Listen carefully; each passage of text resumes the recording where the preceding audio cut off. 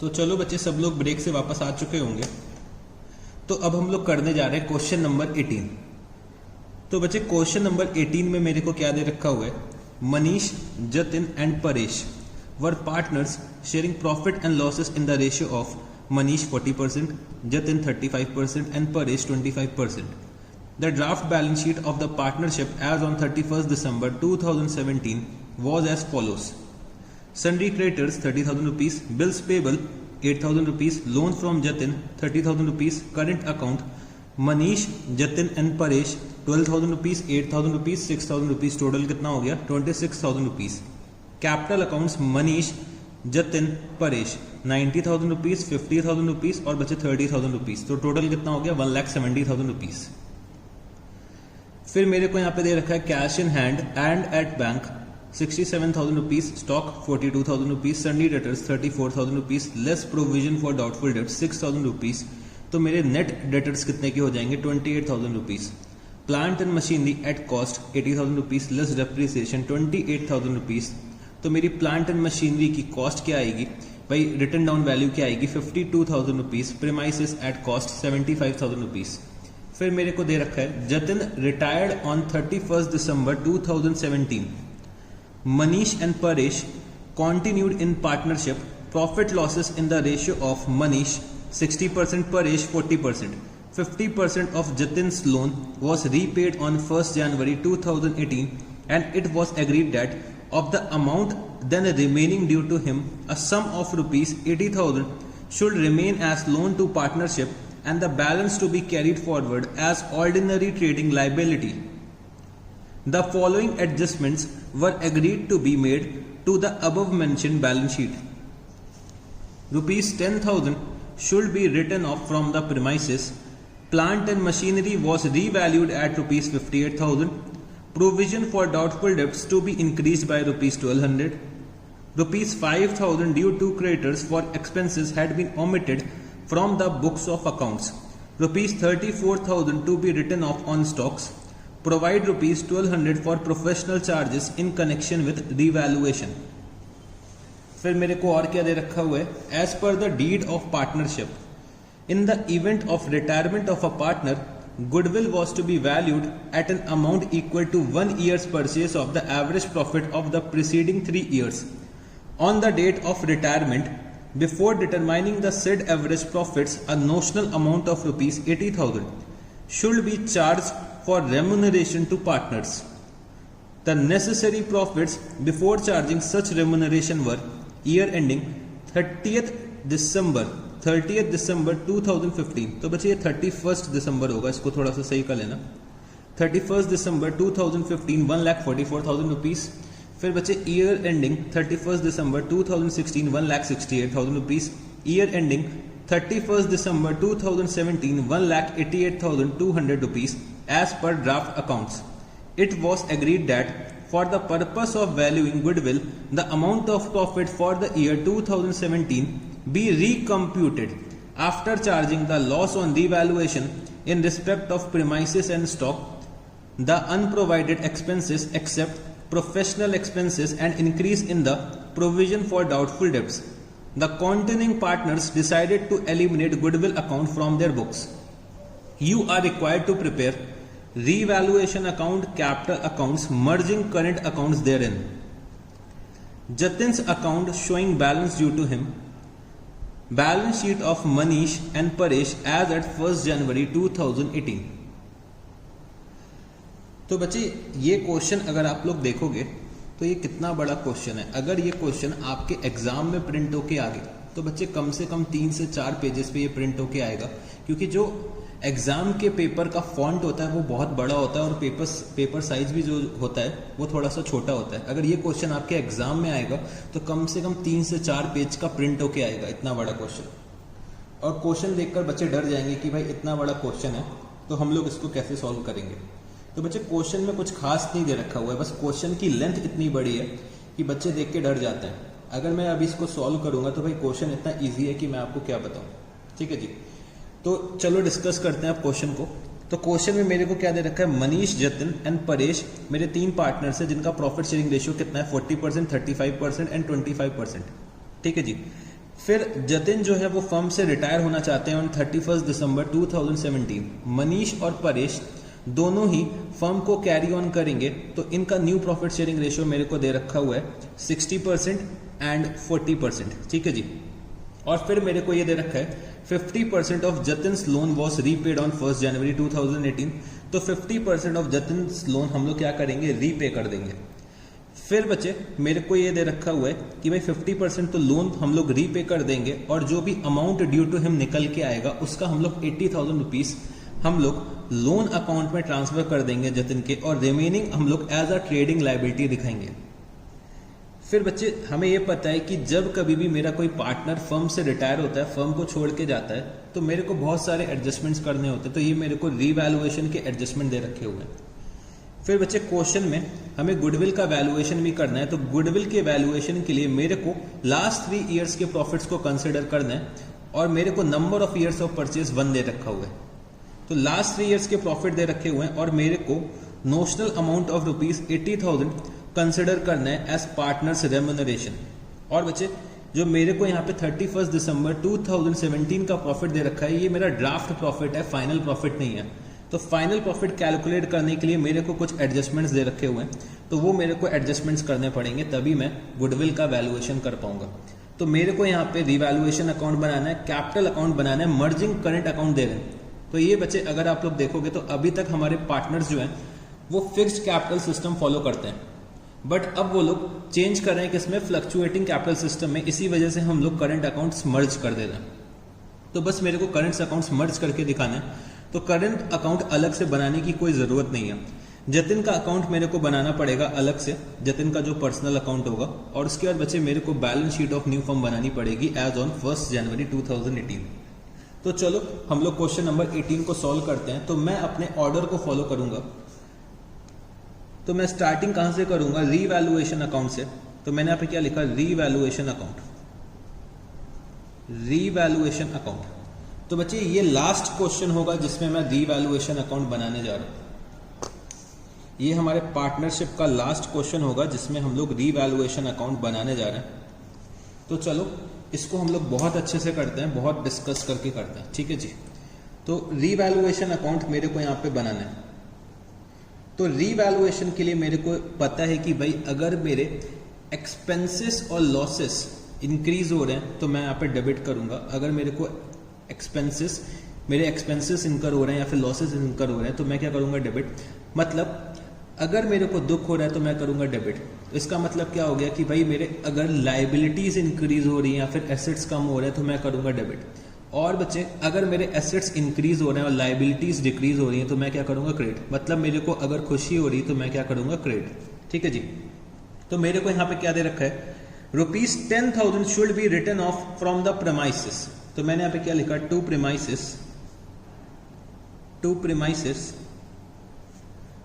10,000 rupees, to premises 10,000 rupees.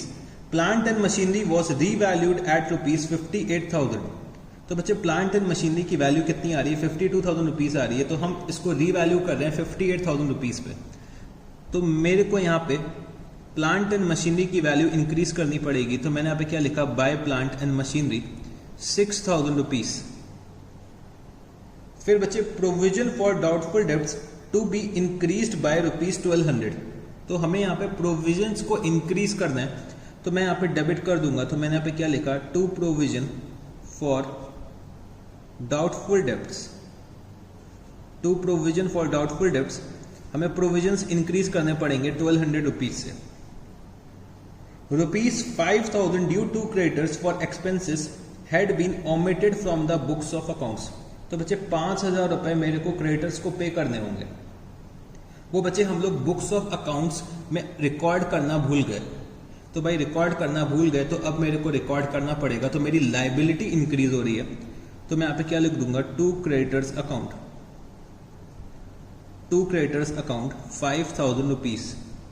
फिर मेरे को दे रखा है rupees 34,000 to be return off on stocks. तो मेरे को 34,000 रुपीज मेरे को राइट ऑफ करना है स्टॉक से। तो बच्चे यहाँ पे अगर हम लोग स्टॉक से 34,000 रुपीज राइट ऑफ कर देंगे तो मेरा स्टॉक कुछ बचेगा ही नहीं। तो यहाँ पे थोड़ा सा मिस प्रिंटिंग हो गई है। ये बच्चे 4000 रुपीज़ होगा, तो इसको सही कर लेना। ये 4000 रुपीज़ होगा, 4000 to be return off on stock. भाई 42,000 रुपीज़ का अगर स्टॉक है, इसमें से मैं 34,000 रुपीज़ राइट ऑफ कर दूंगा, तो भाई स्टॉक में बचेगा क्या? तो ये मिस प्रिंटिंग है बच्चे, ये 4,000 रुपीज़ है, गलती से 34,000 रुपीज़ लिख दिया गया। तो 4,000 रुपीज़ मेरे को स्टॉक में राइट ऑफ करना है। तो मैंने यहाँ पे क्या लिखा, to stock account. To stock account कितना, 4,000 रुपीज़। तो स्टॉक से हम लोगों ने 4,000 रुपीज़ राइट ऑफ कर दिया। फिर दे रखा हुआ है provide ₹1200 for professional charges in connection with revaluation. तो मैंने यहाँ पे क्या लिखा, to provision for professional charges. To provision for professional charges. बच्चे मेरे को एक प्रोविजन क्रिएट करना है कि जो हम लोगों ने रीवैल्यूएशन करा है, तो भाई रीवैल्यूएशन कराने के लिए हम लोगों ने कोई एक्सपर्ट को अपॉइंट करा होगा, तो भाई उसके एक्सपेंसेस भी तो पे करने पड़ेंगे। तो उसके एक्सपेंसेस बच्चे 1200 रुपीज़ है, तो उसका मैंने प्रोविजन यहाँ पे क्रिएट कर दिया है। तो बच्चे यहाँ पे मेरा रीवैल्यूएशन का लॉस निकल के आएगा, क्योंकि हम लोगों ने सारे आइटम्स रीवैल्यूएशन के लिख दिए। तो अगर मैं डेबिट साइड का टोटल करता हूँ, तो डेबिट साइड का टोटल कितना आ जाएगा, डेबिट साइड का बच्चे मेरा यहाँ पे टोटल आ जाएगा, मेरा टोटल आ जाएगा यहाँ पे डेबिट साइड का 21,400 रुपीज़। तो रीवैल्यूएशन का लॉस आ रहा है, ये मेरे को ओल्ड पार्टनर्स के बीच में डिस्ट्रीब्यूट करना पड़ेगा in their old profit sharing ratio. तो मैंने यहाँ पे लिखा by Manish capital account, by Jatin's capital account, by Paresh capital account. तो इनका प्रॉफिट शेयरिंग रेशियो क्या है बच्चे, 40%, 35% एंड 25%। तो अगर मैं इसको कंप्यूट करता हूं तो ये मेरा कितना आ जाएगा, 8:7:5। तो मैंने यहाँ पे साइड में लिख लिया कि भाई इनका प्रॉफिट शेयरिंग रेशियो क्या है, 8:7:5। तो अगर हम लोग इसको सॉल्व करते हैं तो मतलब 8/20, 7/20 और बचे 5/20। तो यहाँ पे मेरा लॉस कितना आ रहा है, 21,400 माइनस 6,000 रुपीज़। तो मेरा लॉस आ रहा है 15,400। वो मेरे को डिस्ट्रीब्यूट करना है इन द रेशियो ऑफ 8:7:5। तो अगर हम लोग ये डिस्ट्रीब्यूट करते हैं तो यहाँ पे परेश का शेयर आ जाएगा 3850, जतिन का शेयर आ जाएगा 5390 और बच्चे मनीष का शेयर आ जाएगा 6160। तो हम लोगों ने यहाँ पे रीवैल्यूएशन अकाउंट बना लिया। अब बच्चे मेरे को यहाँ पे पार्टनर्स का कैपिटल अकाउंट बनाना पड़ेगा। तो चलो अब हम लोग पार्टनर का कैपिटल अकाउंट भी बना लेते हैं। तो कैपिटल अकाउंट, तो मेरे 3 पार्टनर्स हैं, मनीष, जतिन और परेश। तो मैंने यहाँ पे क्या लिखा, मनीष, जतिन और बच्चे परेश। मनीष, जतिन और बच्चे परेश। तो आप लोग फॉर्मेट बना लीजिए, फिर हम लोग कैपिटल अकाउंट बनाना शुरू करते हैं। तो बच्चे आप लोगों ने फॉर्मेट बना लिया होगा। तो सबसे पहले मैं यहाँ पे पार्टनर के कैपिटल के ओपनिंग बैलेंसेस लिख देता हूं। तो यहाँ पे मैंने क्या लिखा, by balance brought down 90,000 rupees, 50,000 rupees और बचे 30,000 रुपीज। तो मैंने यहाँ पे ओपनिंग बैलेंसेस लिख दिए। तो सबसे पहले मेरे को रीवैल्यूएशन का लॉस डिस्ट्रीब्यूट करना पड़ेगा। तो मैंने यहाँ पे क्या लिखा, to revaluation account, to revaluation account. तो रीवैल्यूएशन का लॉस कितना आ रहा है, 6160, 5390, 3850। तो रीवैल्यूएशन का लॉस मैंने यहाँ पे डिस्ट्रीब्यूट कर दिया। फिर बच्चे रिजर्व से रिलेटेड मेरे को यहाँ पे क्वेश्चन में कुछ नहीं दे रखा हुआ है। तो रिजर्व्स के बाद बच्चे हमें क्या करना पड़ता है, गुडविल का ट्रीटमेंट करना पड़ता है।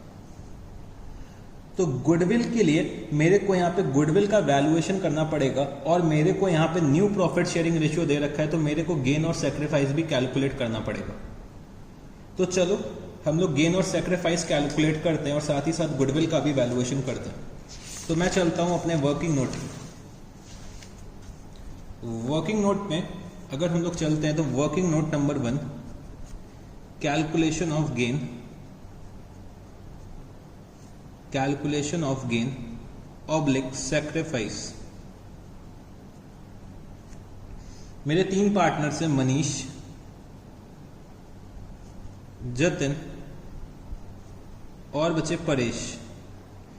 तो इनका न्यू रेशियो क्या दे रखा है मेरे को बच्चे, मेरा न्यू रेशियो दे रखा है 60% और 40%। 60% का मतलब क्या हो गया 3/5 और बच्चे 2/5।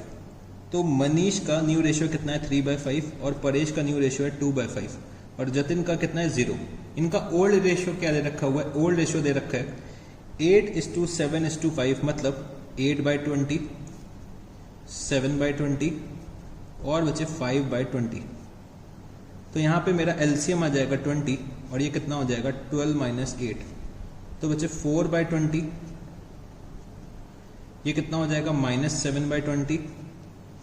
एलसीएम आ जाएगा 20 तो ये कितना हो जाएगा 8 - 5 तो ये हो जाएगा 3/20। तो बच्चे यहाँ पे मनीष और परेश गेन कर रहे हैं इन द रेशियो ऑफ 4:3 और जतिन सेक्रीफाइस कर रहे हैं -7/20। तो हम लोगों ने गेन और सेक्रीफाइस कैलकुलेट कर लिए। अब बच्चे मेरे को यहाँ पे गुडविल का वैल्यूएशन करना पड़ेगा। तो गुडविल के वैल्यूएशन के लिए मेरे को क्या दे रखा हुआ है, एक बार हम लोग रीड आउट फिर से करते हैं। तो as per the deed of partnership in the event of retirement of a partner, goodwill was to be valued at an amount equal to 1 year's purchase of the average profit of the preceding 3 years. On the date of retirement, before determining the said average profit, a notional amount of rupees 80,000 should be charged for remuneration to partners. तो बच्चे मेरे को यहाँ पे future maintainable profit after tax निकालना होता है। तो फ्यूचर मेंटेनेबल प्रॉफिट निकालने के लिए मेरे को यहाँ पे नोशनल अमाउंट ऑफ रेम्यूनरेशन दे रखा है पार्टनर्स का। कितना दे रखा है 80,000 rupees. Notional amount of remuneration to partners मेरे को 80,000 रुपीज दे रखा है, तो ये मेरे को एडजस्ट करना पड़ेगा। ठीक है जी। फिर मेरे को नेसेसरी प्रॉफिट्स बिफोर चार्जिंग सच रेम्यूनरेशन कितना है 1,44,000 रुपीज, 1,68,000 रुपीज, 1,88,200 रुपीज। तो ये बच्चे अभी तक मेरा 2017 का प्रॉफिट फाइनल नहीं हुआ है। तो इसको फाइनल करने के लिए मेरे को ये दे रखा है, it was agreed that for the purpose of valuing goodwill, the amount of profit for the year 2017 be recomputed after charging a loss on devaluation in respect of premises, stock, unprovided expenses and increase in provision for doubtful debts. तो बच्चे यहाँ पे 2017 के profits में मेरे को right of क्या करना है, loss in respect of revaluation of premises and stock, unprovided expenses and increase in the provision for doubtful debts. तो पहले मेरे को करेक्ट प्रॉफिट निकालना पड़ेगा फॉर 2017। तो मैंने यहाँ पे लिखा करेक्ट प्रॉफिट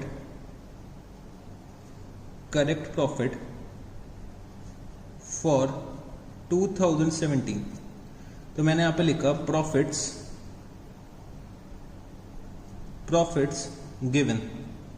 तो प्रॉफिट्स गिवन कितने हैं मेरे को, प्रॉफिट्स मेरे को दे रखे हैं 1,88,200 रुपीज। ठीक है जी। इसमें से मेरे को राइट ऑफ क्या क्या करना है, एक तो बच्चे loss in respect of revaluation of premises and stock.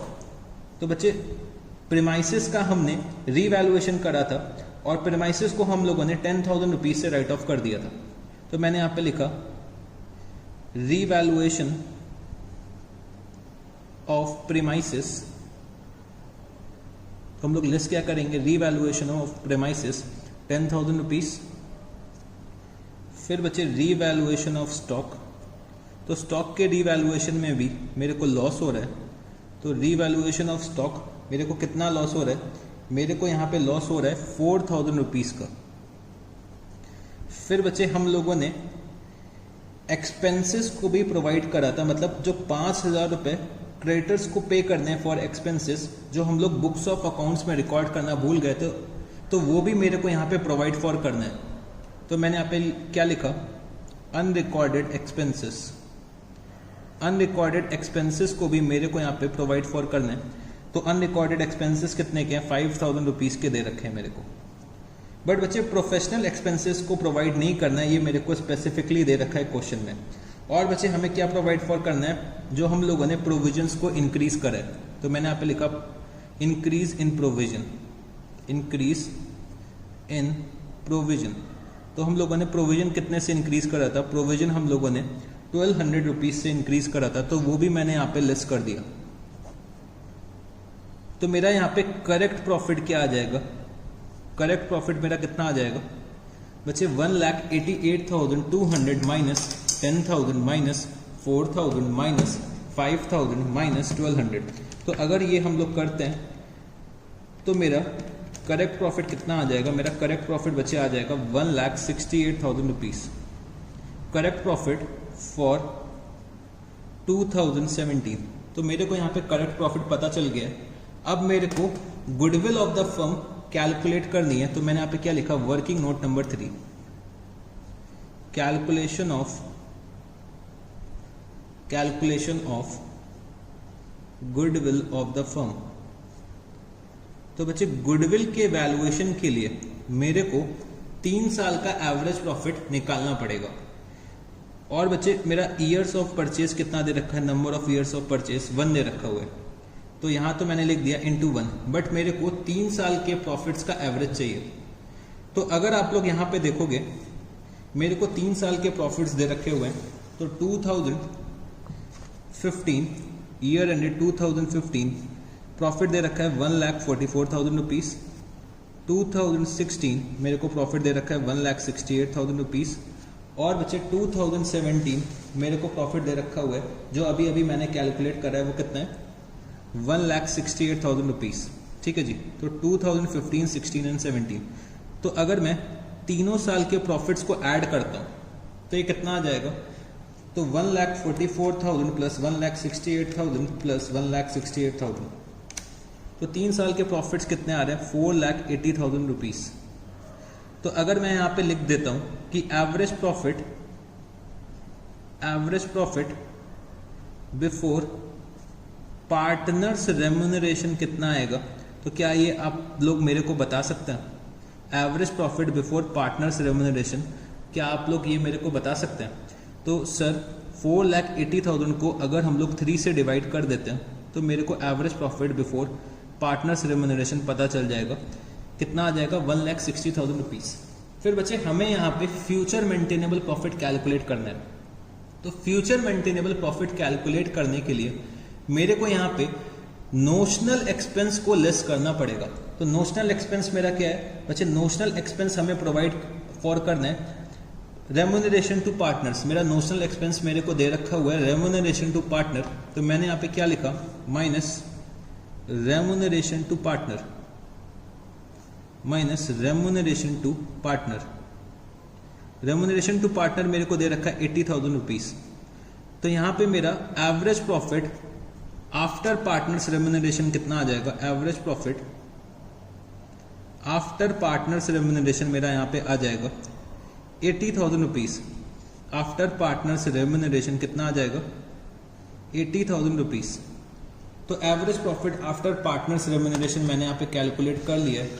तो मैंने यहाँ पे क्या लिखा, goodwill is equal to 80,000 into 1, तो गुडविल ऑफ द फर्म कितनी आ जाएगी 80,000 रुपीज़। अब बच्चे मेरे को जतिन का शेयर निकालना है, तो मैंने यहाँ पे क्या लिखा, Jatin's share is equal to 80,000 into, Jatin ने कितना सेक्रीफाइस करा है 7/20, तो जतिन ने 7/20 सेक्रीफाइस करा है, तो जतिन का शेयर कितना बनेगा 32,000 रुपीज़। 32,000 रुपीज़ जतिन का यहाँ पे शेयर बन जाएगा। तो जतिन का शेयर ऑफ गुडविल कितना आ रहा है 32,000 रुपीज़। तो जतिन को पेमेंट मनीष और परेश करेंगे in the ratio of 4:3। Jatin को कौन पेमेंट करेंगे, मनीष और Paresh in the ratio of 4:3। तो बच्चे शायद मैंने ये गलत कैलकुलेट कर दिया है, ये शायद 28,000 रुपीज़ आएगा, तो इसको सही कर लेना। 80,000 इंटू 7/20 कितना हो जाएगा 28,000 रुपीज़। तो 28,000 रुपीज़ जतिन का शेयर ऑफ गुडविल निकल के आ रहा है, और मनीष और परेश पे करेंगे जतिन को 28,000 rupees in the ratio of 4:3। तो चलो हम लोग यहाँ पे इसकी एंट्री पास कर देते हैं। By Manish capital account, by Paresh capital account. तो बच्चे 4:3 के रेशियो में पे करना है 28,000 रुपीज़।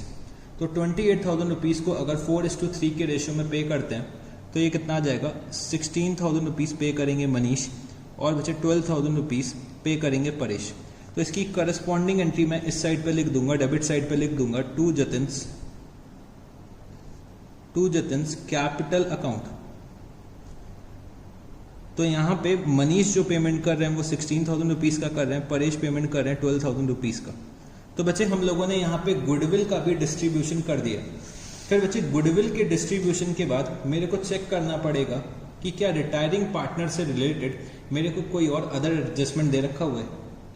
तो बच्चे मेरे को यहाँ पे करंट अकाउंट के बैलेंसेस दे रखे हुए हैं और करंट अकाउंट के बैलेंसेस मेरे को मर्ज करने हैं कैपिटल अकाउंट में। तो चलो अब हम लोग करंट अकाउंट के बैलेंसेस मर्ज कर देते हैं। तो मेरे सारे पार्टनर्स के जो बैलेंसेस आ रहे हैं वो क्रेडिट बैलेंस आ रहे हैं। तो अगर हम लोग यहाँ पे मर्ज करते हैं तो भाई मेरे को कैपिटल अकाउंट में क्रेडिट करना पड़ेगा तीनों पार्टनर के बैलेंसेस को। तो करंट अकाउंट के बैलेंसेस दे रखे हुए हैं 12,000 रुपीज, 8,000 रुपीज और बचे 6,000 रुपीज। तो हम लोगों ने करंट अकाउंट के बैलेंसेस को भी ट्रांसफर कर दिए। तो चलो बच्चे अब हम लोग जतिन का शेयर निकालते हैं, आउटगोइंग पार्टनर का शेयर निकालते हैं कि भाई आउटगोइंग पार्टनर को कितना पेमेंट हमें करना पड़ेगा। तो अगर हम लोग टोटल करते हैं जतिन के अकाउंट का अगर हम लोग क्रेडिट साइड का टोटल करते हैं तो क्रेडिट साइड का टोटल यहाँ पे कितना आ जाएगा बच्चे? क्रेडिट साइड का टोटल आ जाएगा 86,000 रुपीज, 86,000 रुपीज। और क्वेश्चन में मेरे को ये दे रखा हुआ है कि भाई जतिन के लोन का 50% हमें पेमेंट करना है और बच्चे जितना भी अमाउंट ड्यू निकल के आएगा उसमें से 80,000 रुपीज मेरे को जतिन के लोन अकाउंट में ट्रांसफर करना है। मेरे को 80,000 रुपीज जतिन के लोन अकाउंट में ट्रांसफर करना है और जो रिमेनिंग अमाउंट बचेगा वो बच्चे हम लोग कैरी फॉरवर्ड करेंगे as an ordinary trading liability. तो जतिन के सेटलमेंट के लिए मेरे को क्वेश्चन में बोला गया है कि भाई जतिन का अकाउंट मेरे को पर्सनली दिखाओ, पर्सनली बना के दिखाओ। तो जतिन का एक मेरे को पर्सनल अकाउंट बनाना पड़ेगा। तो यहां पे जितना भी अमाउंट जतिन का निकल के आएगा, यहां पे जितना भी अमाउंट जतिन का निकल के आएगा वो मैं जतिन के पर्सनल अकाउंट में ट्रांसफर करूंगा। तो मैंने यहां पे क्या लिखा, टू जतिन्स पर्सनल अकाउंट। तो मैंने यहाँ पे क्या लिखा, टू जतिन्स पर्सनल अकाउंट। तो जतिन के पर्सनल अकाउंट पे हम लोग कितना ट्रांसफर कर देंगे, 86,000 माइनस 5,390। तो ये आ जाएगा मेरा 80,610। तो जतिन का अकाउंट तो बच्चे यहाँ पे क्लोज हो गया। अब मेरे को चेक करना है कि क्या मेरे कॉन्टिन्यूइंग पार्टनर से रिलेटेड मेरे को कोई और अदर एडजस्टमेंट दे रखा है। तो कॉन्टिन्यूइंग पार्टनर से रिलेटेड मेरे को कोई और अदर एडजस्टमेंट नहीं दे रखा है। तो मेरे को यहाँ पे कैपिटल अकाउंट का बैलेंस कैलकुलेट करना पड़ेगा। तो मैंने यहाँ पे क्या लिखा, टू बैलेंस कैरी डाउन। तो अगर हम लोग यहाँ पे क्रेडिट साइड का टोटल करते हैं तो कितना टोटल आ जाएगा बच्चे? क्रेडिट साइड का टोटल आएगा 1,02,000 रुपीज मनीष का। तो इधर साइड का भी यही टोटल आना चाहिए, 1,02,000 रुपीज। तो 1,02,000 माइनस 16,000 माइनस 6160, तो ये आ जाएगा बच्चे 79,840। अगर हम लोग परेश का टोटल करते हैं तो ये कितना आएगा, 36,000। इधर भी टोटल 36,000 आना चाहिए। तो इसमें से अगर हम लोग लेस कर देते हैं 12,000 रुपीज और बचे 3850, तो ये कितना आ जाएगा, 20,150 रुपीज। तो यहाँ पे बच्चे हमने पार्टनर्स के कैपिटल अकाउंट बना लिए। अब मेरे को जतिन का पर्सनल अकाउंट बनाना है। तो चलो जतिन का पर्सनल अकाउंट भी हम लोग बना लेते हैं। तो मैंने यहाँ पे लिखा Jatin's personal account, जतिन्स personal account. तो जतिन का पर्सनल अकाउंट मेरे को यहाँ पे बनाना है, जतिन्स पर्सनल अकाउंट।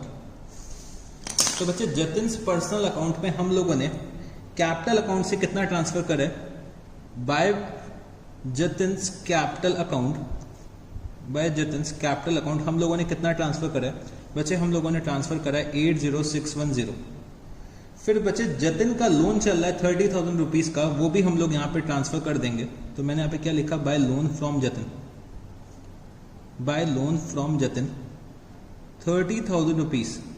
तो बच्चे मेरे को यहाँ पे दे रखा है 50% of Jatin's loan was repaid on 1 January 2018। तो बच्चे 50% ऑफ जतिन्स लोन हम लोगों ने रीपे कर दिया है ऑन 1 जनवरी। तो मैंने यहाँ पे क्या लिखा, टू बैंक अकाउंट। तो 50% हम लोगों ने रीपे करा है, तो 30,000 का अगर मैं 50% निकालता हूं तो कितना आ जाएगा 15,000 रुपीज। तो 15,000 रुपीज मैंने रीपे कर दिए, तो मैं यहाँ पे लिख सकता हूँ 30,000 का 50% हम लोगों ने रीपे करा है। फिर बच्चे मेरे को ये दे रखा हुआ है, it was agreed that of the amount then remaining due to him a sum of rupees 80,000 should remain as loan to the partnership. तो बच्चे 80,000 रुपीज मेरे को जतिन के लोन अकाउंट में ट्रांसफर करना पड़ेगा। तो टू जतिन्स लोन अकाउंट हम लोग यहाँ पे 80,000 रुपीज ट्रांसफर कर देंगे, और जो रिमेनिंग अमाउंट बचेगा बच्चे वो हम लोग कैरी फॉरवर्ड करेंगे as an ordinary trading liability. तो यहाँ पे मैं क्या लिख दूंगा, टू बैलेंस कैरी डाउन। तो रिमेनिंग अमाउंट हम लोग as an ordinary trading liability carry कर रहे हैं। तो मैंने यहाँ पे क्या लिखा, टू बैलेंस कैरी डाउन। तो मेरे को बैलेंसिंग फिगर कैलकुलेट करना पड़ेगा। तो क्रेडिट साइड का अगर हम लोग टोटल करते हैं तो कितना आ जाएगा 1,10,610, 1,10,610। इसमें से अगर हम लोग 95,000 रुपीज लेस कर देते हैं तो बैलेंस कैरी डाउन आ जाएगा 15,610। तो मेरी ऑर्डिनरी ट्रेडिंग लाइबिलिटी कितनी आ जाएगी 15,610। अब बच्चे मेरे को यहाँ पे बैलेंस शीट बनानी है ऑफ न्यू फर्म। तो चलो अब हम लोग balance sheet of new firm बना लेते हैं। Balance sheet of new firm,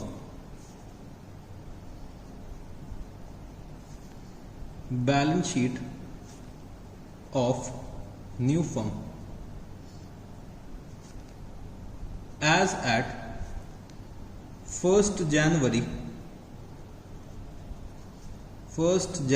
2018। Balance sheet of new firm as at 1st January 2018।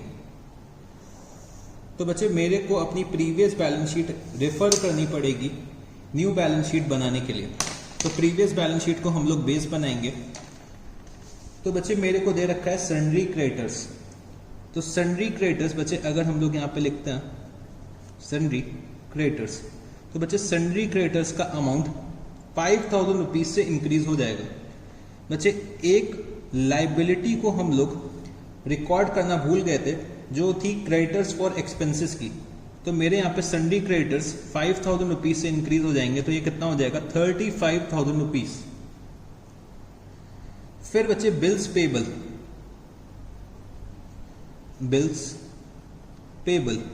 Bills payable मेरे को दे रखा है 8,000 रुपीज।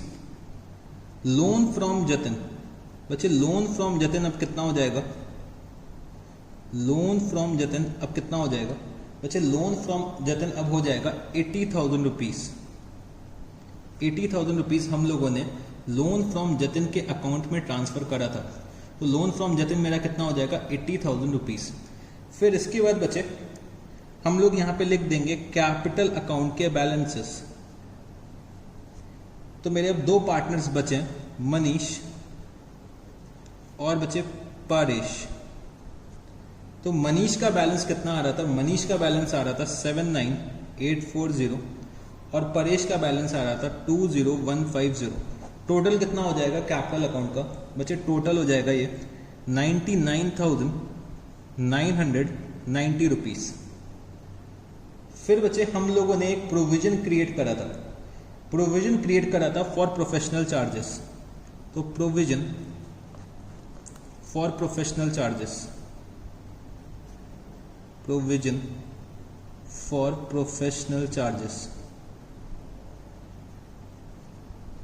1,200 रुपीज। और बच्चे जतिन का पर्सनल अकाउंट अभी अपियर होगा as an ordinary trading liability. तो मैंने यहां पे लिखा जतिन्स पर्सनल अकाउंट।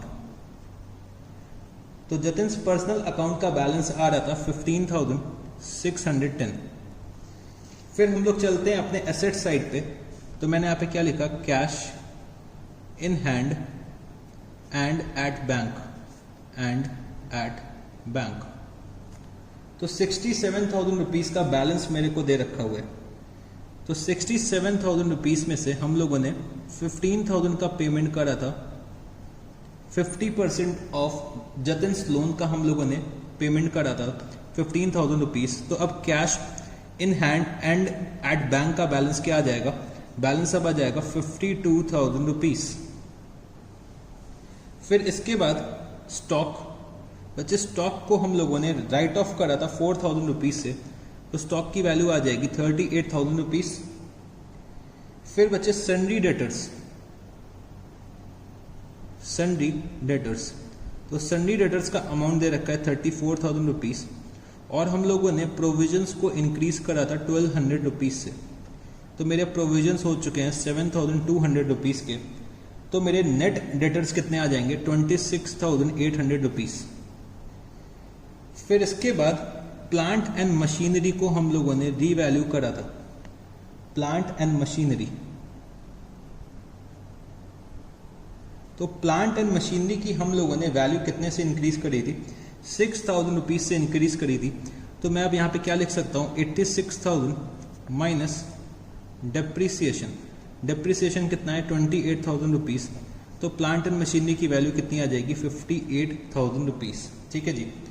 फिर इसके बाद बच्चे प्रीमाइसिस, प्रीमाइसिस, प्रीमाइसिस को हम लोगों ने राइट ऑफ करा था 10,000 रुपीज से, तो प्रीमाइसिस की अब वैल्यू कितनी हो जाएगी 65,000 रुपीज, 65,000 रुपीज प्रीमाइसिस की वैल्यू हो जाएगी। तो बच्चे मेरे ख्याल से हम लोगों ने सारे आइटम्स अपने बैलेंस शीट में लिख दिए, तो चलो अब हम लोग बैलेंस शीट का टोटल चेक करते हैं कि टैली कर रहा है कि नहीं कर रहा है। तो अगर मैं लाइबिलिटी साइड का टोटल करता हूं तो लाइबिलिटी साइड का टोटल आ रहा है 2,39,800 रुपीज, और अगर मैं एसेट साइड का टोटल करता हूं तो एसेट साइड का भी टोटल आ रहा है 2,39,800 रुपीज। तो बच्चे अगर हम लोगों ने सब कुछ सही कर रखा है तो हमारा जो बैलेंस शीट का टोटल है वो एक ही बार में टैली कर जाएगा। तो बच्चे हम लोगों ने यहाँ पे क्वेश्चन नंबर 18 भी कंप्लीट कर लिया। तो क्वेश्चन नंबर 18 भी काफी अच्छा क्वेश्चन था, ऐसा क्वेश्चन भी हम लोग उम्मीद कर सकते हैं एग्जाम में आने के लिए। ठीक है जी। तो ये जितने भी मैंने आपको मिसलेनियस क्वेश्चंस कराए ये बच्चे काफी अच्छे क्वेश्चंस थे, तो ऐसे क्वेश्चंस आप लोग एग्जाम में एक्सपेक्ट कर सकते हो। जो पार्टनरशिप के क्वेश्चंस आते हैं एग्जाम में वो थोड़े से हैवी होते हैं, वो बच्चे थोड़े से हैवी होते हैं, वो नॉर्मल क्वेश्चन से थोड़े से ऊपर हटके होते हैं, तो हमें थोड़ा सा हायर लेवल पे जाना पड़ता है। ठीक है जी। तो ये सब क्वेश्चंस मैं इसीलिए आपको प्रैक्टिस के लिए करा रहा हूँ भाई। कॉन्सेप्चुअली तो हम लोग सब कुछ पढ़ चुके हैं, बट कभी कभी क्या करते हैं क्वेश्चंस, मतलब कभी कभी एग्जामिनर क्या करता है कि भाई कोई एक पॉइंट इंसर्ट कर देगा और हमें कंफ्यूज कर देता है, तो भाई उन पॉइंट से हमें डील करना आना चाहिए। अगर हम लोगों के कॉन्सेप्ट स्ट्रांग है तो भाई हम लोग आराम से उन पॉइंट से डील कर सकते हैं। ठीक है जी। तो क्वेश्चन नंबर 18 मेरा यहाँ पे कंप्लीट हो चुका है। तो बच्चे पार्टनरशिप के पॉइंट ऑफ व्यू से मैंने आपको सफिशिएंट से ज्यादा पढ़ा है, मैंने आपको पार्टनरशिप के पॉइंट ऑफ व्यू से, भाई एग्जाम के पॉइंट ऑफ व्यू से पार्टनरशिप को सफिशिएंट से ज्यादा पढ़ा है। तो मेरे ख्याल से अब पार्टनरशिप को दी एंड करने का टाइम आ गया। हम लोगों ने इतने क्वेश्चंस प्रैक्टिस करे हैं पार्टनरशिप के, चाहे वो रिवैल्यूएशन से रिलेटेड हो, रिजर्व से रिलेटेड हो, गुडविल से रिलेटेड हो, बच्चे कैपिटल एडजस्टमेंट से रिलेटेड हो, हर टॉपिक को हम लोगों ने इतना डिटेल में डील करा है कि भाई हमारे कॉन्सेप्ट इतने स्ट्रांग हो चुके हैं कि भाई हम लोग लास्ट 20 टन से, मेरे ख्याल से लास्ट 22 टन्स लग गए मेरे को पूरा पार्टनरशिप कंप्लीट करने में।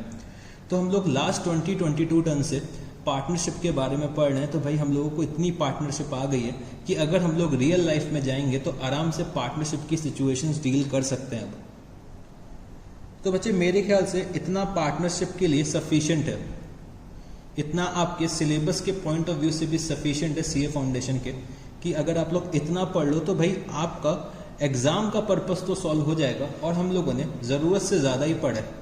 तो बच्चे कभी ना कभी हर टॉपिक को एंड करना पड़ता है। अगर मैं पार्टनरशिप को चाहूँ तो और 7-8 लेक्चर्स 10 लेक्चर्स तक पढ़ा सकता हूँ, क्योंकि भाई क्वेश्चंस की वैरायटी में बनाता चला जाऊंगा और क्वेश्चंस मैं सॉल्व करवाता चला जाऊंगा।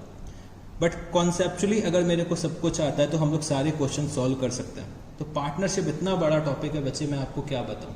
इतने इश्यूज हैं पार्टनरशिप में, इतने क्वेश्चंस हैं, इतने वैरायटीज हैं कि अगर मैं आपको और 7-8 टन्स कराता रहूं तो भाई हमारा टॉपिक जो है वो कभी खत्म ही नहीं होगा।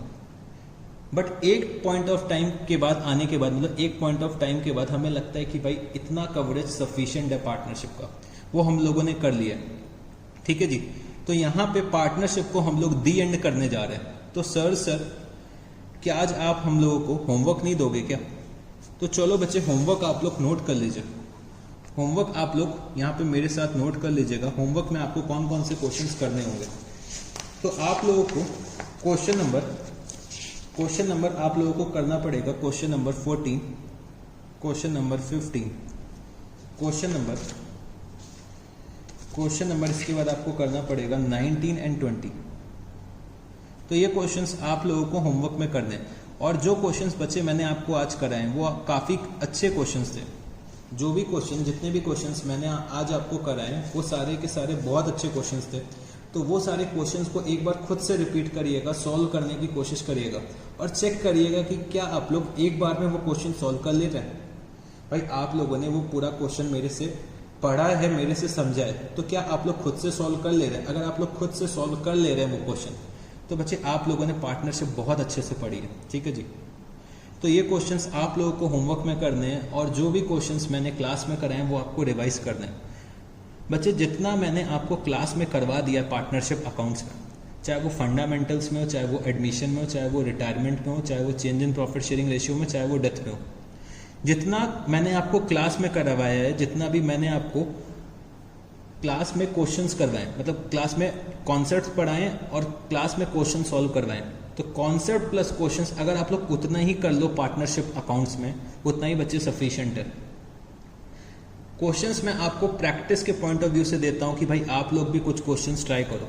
बट अगर मैं यहाँ पे देखूं कि मैंने जितने भी क्वेश्चंस क्लास में करवाए हैं और मैंने जितने भी कॉन्सेप्ट्स करवा रखे हैं, जितने भी एग्जाम्पल्स करवा रखे हैं, अगर वो आप लोग प्रॉपरली रिवाइज कर लो तो भाई आपका पार्टनरशिप यहीं पे एंड हो जाएगा। तो पार्टनरशिप हम लोगों ने कंप्लीट कर लिया है। पार्टनरशिप में बस हमें इतना ही दे रखा था कि भाई हमें फंडामेंटल्स पढ़ना है, एडमिशन पढ़ना है, change in profit sharing ratio पढ़ना है, रिटायरमेंट और डेथ पढ़ना है। तो बच्चे इंडिविजुअल लाइफ पॉलिसी और जॉइंट लाइफ पॉलिसी बहुत अच्छे से पढ़ना, क्योंकि इंडिविजुअल लाइफ पॉलिसी और जॉइंट लाइफ पॉलिसी के बहुत ज़्यादा चांसेस होते हैं एग्जाम में आने के। रिटायरमेंट कम एडमिशन का क्वेश्चन भी आपके एग्जाम में आ सकता है, उसके भी काफ़ी चांसेस होते हैं, उसकी भी काफ़ी पॉसिबिलिटी होती है। तो ये सब टॉपिक्स आपको बहुत अच्छे से करने हैं। ठीक है जी। फंडामेंटल्स का जो टॉपिक है वो थोड़ा सा कम चांसेस होते हैं, बट हो सकता है आ जाए, हो सकता है ना भी है, हो सकता है किसी और चैप्टर के साथ क्लब करके पूछ लें, मतलब एडमिशन या रिटायरमेंट के साथ फंडामेंटल का क्वेश्चन क्लब कर दें और दोनों को साथ में ही पूछ लें। तो पार्टनरशिप में बच्चे हम लोग गेस नहीं लगा सकते। पार्टनरशिप में जो हमारा पेपर आएगा वो 15 से 20 मार्क्स का एग्जाम में आएगा। अब 15 से 20 मार्क्स का किस चैप्टर से आता है कि भाई फंडामेंटल से आता है, एडमिशन से आता है, रिटायरमेंट से आता है, डेथ से आता है या change in profit sharing ratio से आता है, ये हमें पता नहीं है, बट हमें पूरा करके जाना है। तो हम लोगों ने 22 लेक्चर्स डिवोट करे हैं और इतना टाइम सफिशिएंट है पार्टनरशिप के लिए। तो चलो बच्चे, अब हम लोग नेक्स्ट क्लास में एक नया चैप्टर शुरू करेंगे। नेक्स्ट क्लास में हम लोग कंपनी अकाउंट शुरू करेंगे। तो कंपनी अकाउंट्स बहुत इंटरेस्टिंग टॉपिक है, आपको बहुत मजा आएगा। तो चलो अब पार्टनरशिप को दी एंड करते हैं, आज की क्लास को भी यहीं पे ख़त्म करते हैं, फिर मिलते हैं हम लोग नेक्स्ट टर्म में। नेक्स्ट टर्म में एक नया टॉपिक शुरू करेंगे और नए टॉपिक में बहुत मज़ा आने वाला है। तो चलो बच्चे, यहीं पे एंड करते हैं आज की क्लास को। अगर आपको कोई डाउट हो पार्टनरशिप से रिलेटेड, आप मेरे से पूछ सकते हैं। तो चलो बच्चे, आज की क्लास को यहीं पे एंड करते हैं। Thank you guys, see you, tata, good night, bye bye.